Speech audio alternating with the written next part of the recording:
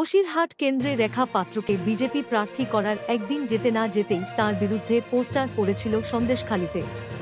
পোস্টারে লেখা ছিল, বিজেপি প্রার্থী হিসাবে রেখা পাত্রকে চাইছি না।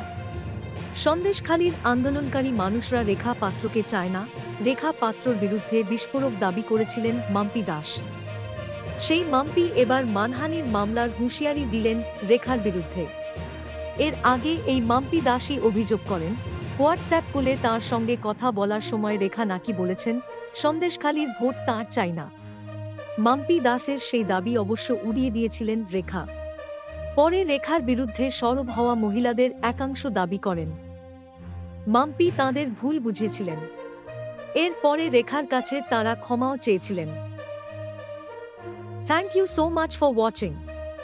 Subscribe our channel and press the bell icon for more updates.